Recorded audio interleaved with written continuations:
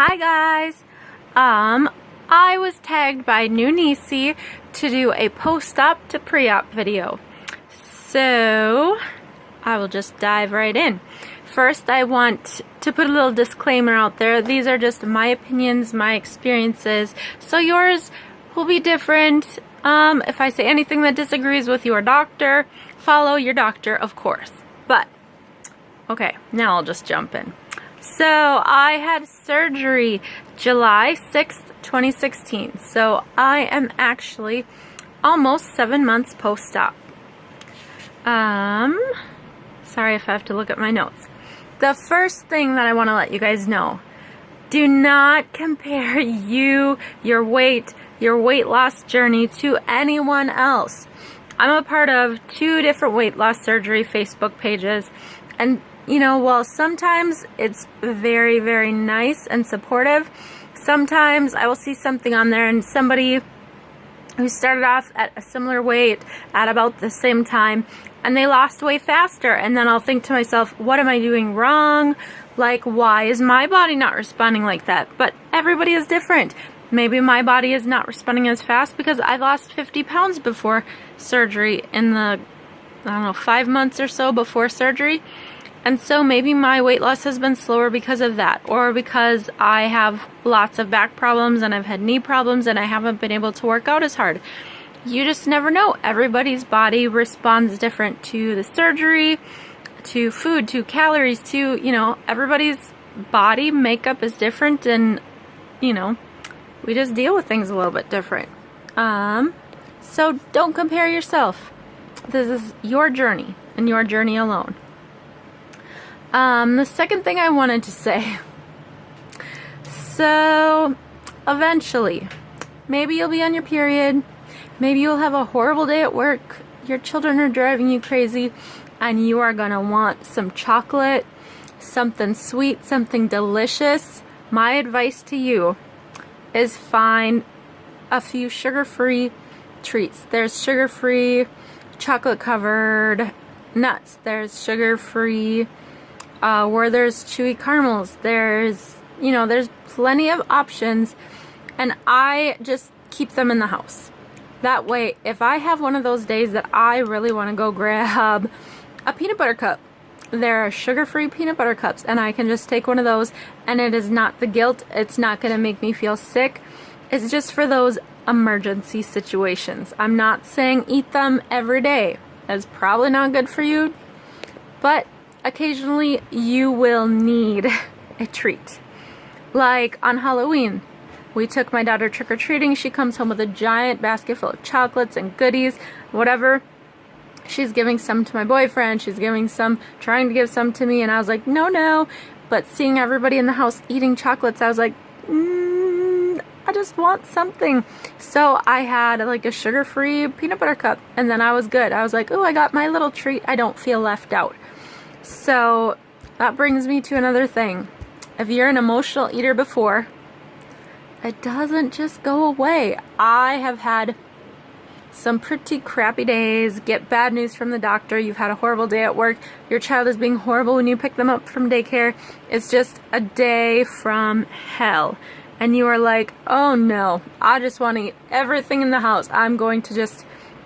And you can still emotionally eat. It might not be like a 6,000 calorie binge, but if you're home like on the weekend, you can easily go above the calories that you would like to, because you're just like, 5 Pringles here, I'm gonna take a bite of this, and I'm gonna have some of this. Like all day long, if you're grazing, you can totally gain weight, and it sucks.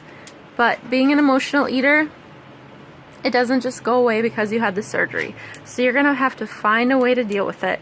Go to counseling, do something. I go to counseling every week, and that doesn't just cure what your head is telling you to do. I had years and years and years that I was emotionally stuffing everything down with food. And it's hard. It's hard to switch gears in your head and be like, oh no, I'm going to do something healthy instead. So my advice to you is find things that make you happy, that can calm you down, that are not food, because you are going to need them. Take pictures before, like not just during. I have hardly any pictures of me the probably couple years prior to surgery where I'm at my heaviest. And that is because any family function, I was like, take a picture from here up. I don't want body pictures. I didn't want people to take my pictures. I would hide. I would delete them. Like, I would just be like, take that one down. It looks bad. So there are not very many. I found some on my sister's phone. But it is so cool to look back like 6, 7, 8 months later and you're like, holy cow, I have changed so much. You are going to want to see the progress that you've made. And so take before pictures. Take pictures from like all angles. Take measurements, because sometimes your weight will stall for weeks on end and you are going to want to take measurements and say, you know what, even though my weight's not changing, my inches are changing. And you are going to want to know at the end of this journey, like, how many inches you have lost. Like, it is very cool. Oh, this is a big one for me. This surgery may not fix all of your medical issues that you think it's going to fix. Let's say you're diabetic, you have joint pain, back pain, whatever. You think that having this surgery, everything will be better. You might fix your diabetes. You might feel a lot better in your joints, but you might still have some pretty bad pain. I thought that this surgery would fix my back problems. It did not at all. And I'm still dealing with doing MRIs and trying to figure out what's all going on with my back and how to do physical therapy. I really thought, like, losing over 100 pounds, I was like, that should be so much stress off of my back, but my back has actually deteriorated more, and my back's worse than when I started. But I don't want this to depress you, because it can take away some crazy medical crap. And definitely the pain in my, like, feet and knees and everything else, it has helped tremendously. It has helped me tremendously getting all the testing done. Going into the MRI machine, I fit just fine the last time. So it does help with a lot of stuff, but just know that it's not going to cure everything that's wrong with you. I was so worried. Okay, so let me just begin. The February before the July when I had surgery, I was at my heaviest weight. I had an MRI, and I decided whether I get into this bariatric program to have surgery or not, I have to lose weight because I am miserable. My back is terrible. So, I started, doing what I needed to do. I was on like 1,200 calorie diet. I was trying to work out in between, hold on one second. Sorry guys, I got a phone call and then my boyfriend came home and I don't like to video in front of him, so I sent him back downstairs. And I'm back. So, as I was saying, I was trying to lose weight. The months leading up to when I even met with a surgeon for the first time, when I entered the bariatric program. So I had been really, really strict on myself before they even had me be really strict.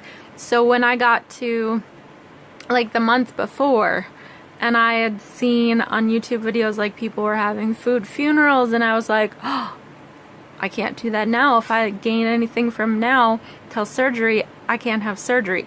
So I stayed good, and then I kept thinking, oh, what if I never get to have this stuff again? What if I never get to have a s'more again? What if I never get to have this again? And I was just like worrying about missing out on all these delicious things that I loved that I would never be able to have again in my life. That's not true. I was worried like macaroni and cheese, noodles. Like, some people can tolerate them okay, some people can't. I can tolerate them okay, so I can have like a bite of something. My boyfriend had cheesecake at my work party the other night, and I just had a teeny tiny little, like, the tip of it and nibbled on it. Like, it's not like you will never ever ever taste these things ever again. But sometimes it's even in my head now, like, you will never be able to have a cinnamon roll again. I might never be able to have a regular cinnamon roll.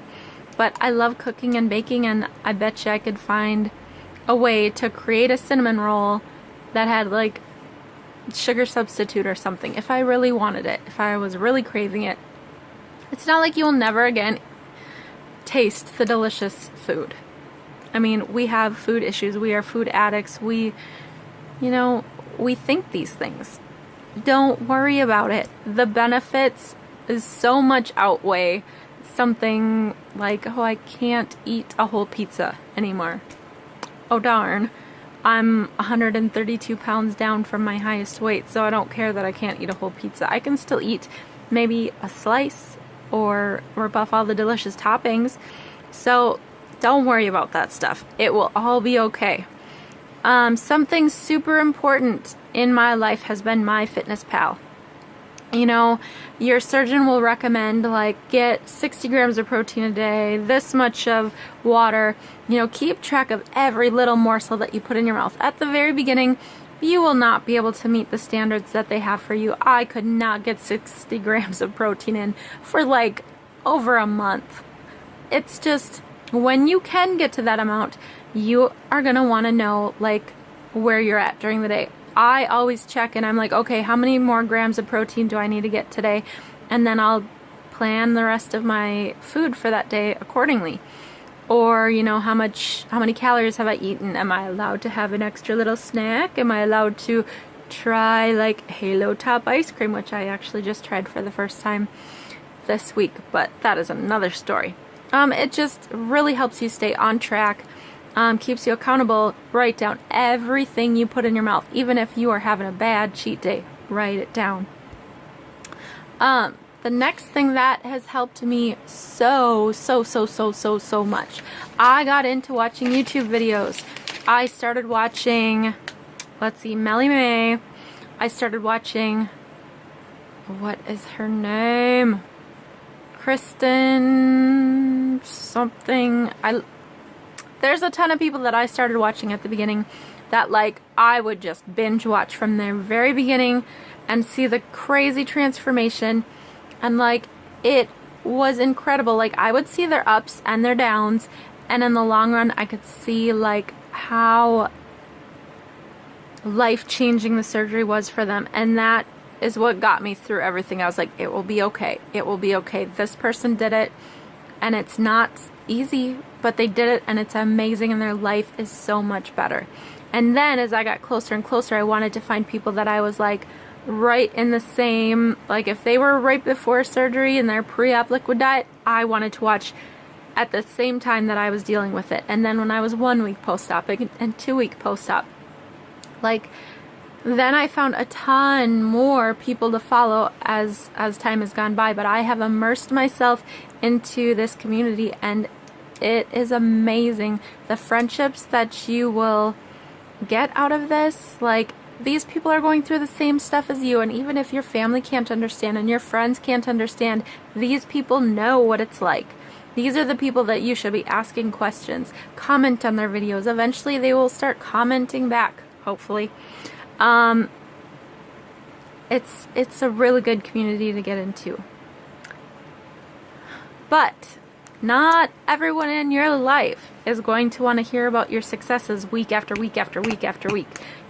Sometimes it might get old to them. They might not want to hear the daily weigh-in. They might not want to hear if you are having crazy success week after week. You might have family members or friends who are struggling their own battle trying to lose weight, and maybe they wanted to have surgery, but their insurance wouldn't allow it, or their spouse wasn't supportive and they decided not to. You don't know where they are in their journey, and it might be very hard for them to fill the role that you are expecting them to fill. I had this experience with someone who is normally very supportive in my life, very close to me in my life, but during that time I couldn't be sharing all of my successes because that's not what this person could deal with at the time. And you will just have to find another outlet like YouTube. Maybe start making YouTube videos and enjoy your successes that way. But even if nobody else in your close immediate life is happy for you, you be happy for you, because you have come a long way from where you started. Every little victory is an amazing victory. Your significant other, unless they have had the surgery or they're a little crazy and just decided to do everything with you the whole time, they will probably at some point be eating delicious, naughty, non-weight loss surgery approved foods around you. My boyfriend drinks Mountain Dew all day long. He eats Little Debbie's, he eats Snickers, he has brought into this house so much junk food, and sometimes I just have to sit next to him while he's eating it. Sometimes we'll be on a road trip and he will order all this stuff from Burger King or McDonald's or whatever, and I will have to be like, what can I eat here? And he's gonna eat something delicious right in front of me. That's gonna happen. Not everybody else had the surgery and they are still gonna eat the same way they have always eaten, and sometimes it is going to be hard. And sometimes it's going to be not so hard. I thought the holidays were going to be way worse than they actually were.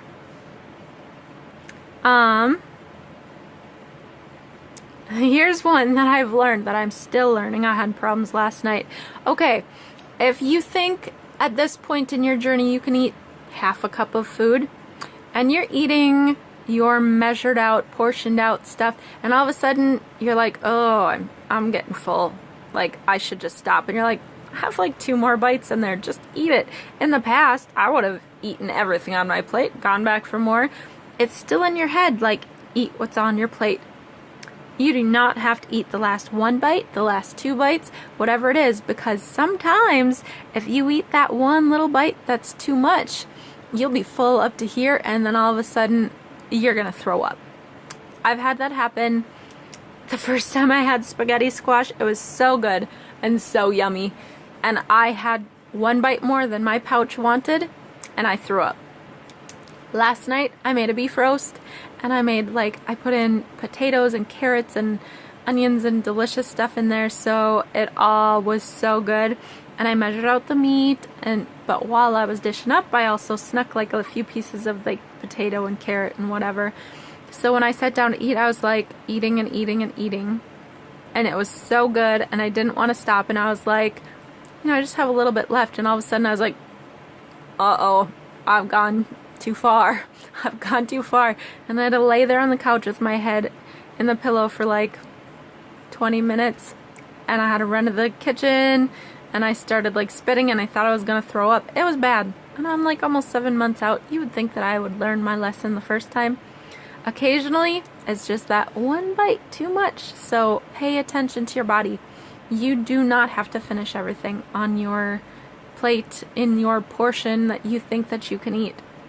Just listen when it says, I'm getting full, then stop. Stop eating. Throw it away if you have to. Give it to the dog. Whatever you gotta do, just stop when your body says stop, or you will regret it. Even like listen to your body over the nutritionist sometimes. My pouch was very, very, very, very restrictive. More so than they even thought it should be. When I went back for, I don't know what it was, my 3-month or my 6-month or some post-op, she was like, oh, are you able to eat this much at this point? And I was like, no. If I ate that much, I would throw up. Like, they assume if you go by the norm of everything that you should be here at this point.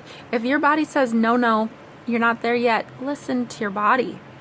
Like, I'm not saying disobey your nutritionist, but tell them what's up. Tell them when it gets to, a 1/4 of a cup, I feel so full that I feel like I'm going to throw up. There are other things that can happen, like a stricture, where food might not be going down all the way. Tell your doctor, tell your nutritionist, be 100% honest with them, and have them help you through this journey.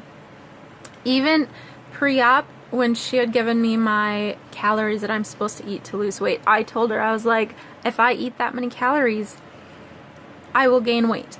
I had been dieting, and I knew my body very, very well at that point. And so, because of my height, weight, whatever, they think your metabolism should be something, and I was like, I will write down everything on my fitness pal, I will show you the calories, and if I went more than like 1,300, 1,400 calories, I would gain weight. And that's just how my body is. So I would let her know, I would show her, because I weighed myself every day. I entered all my food into my FitnessPal, and she helped adjust until we got things down to the right numbers. So be very, very, very, very honest with your doctor, your nutritionist, tell them everything.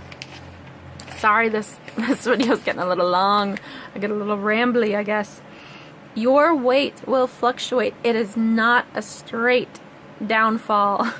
It doesn't just go down every single day. I was super excited. The first 2 weeks I lost 19 pounds, and then my body stalled for 4 weeks straight. And I thought, oh, I'm the only person that this surgery did not work for. Everybody's different. Everybody's body will go through stalls, and that doesn't mean you're doing anything wrong. It just means your body wants to stall. And sometimes I will go up 2 or 3 pounds, and then I'll lose it and lose another couple pounds. Your body is just gonna kind of fluctuate a little around your period, around different stuff, around probably how much water you're taking in, everything else. It's all accounted for. Sometimes you can be doing things exactly right and still gain a pound or 2. And there's no real reason for it, it just does it. Sorry guys, I keep having technical difficulties tonight, but I am almost done, I promise. Okay, so counseling, my suggestion, go through counseling the whole time, the whole first year. I was doing counseling like a year before. I'm doing it this year of. There are so many emotions that come up, so many triggers. Like if you have stuff that has happened in your past, a lot of things could be triggered as you lose weight. So my suggestion is get help. Emotional, supportive help. It has been wonderful. I go once a week and I absolutely love it.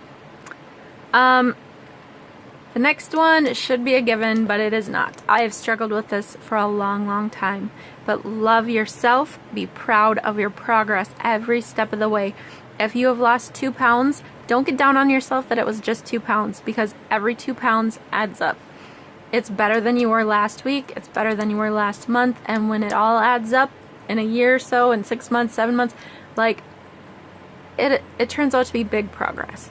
So this journey is not easy. Not at all. You might have moments that you're like, what did I do?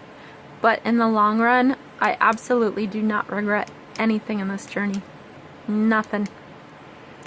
I think I have 2 more things.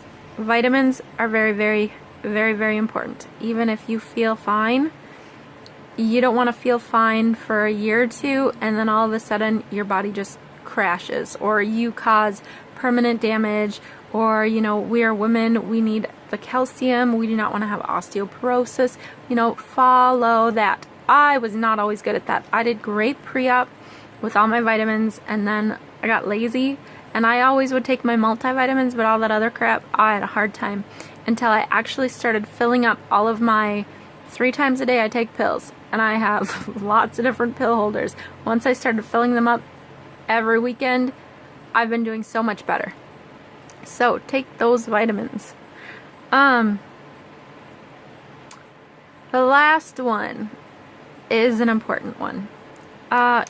When you tell your family or your friends, people that you would just think would be supportive of you because you've researched on this, you have gone to doctors probably at this point, you have finally made that decision, and you're like, I'm excited about this. I want everybody to be excited for me. They are not as educated as you on this. They have not been researching. They have not been watching videos. They have just heard what they have heard. Probably horror stories. They've heard of someone dying. They've heard of people gaining back the weight. They've heard of a lot of things. But educate them. My mom was like, don't have surgery. This is crazy. And as I discussed things with her, as I told her every doctor appointment, every, this care plan that I go through, it's not just they do the surgery and let you go. I have follow-up appointments every 3 months for the first year, every 6 months for the year after that, every year for the rest of my life through my bariatric program. I had to do so much stuff pre-op to make sure I was emotionally, physically ready for this.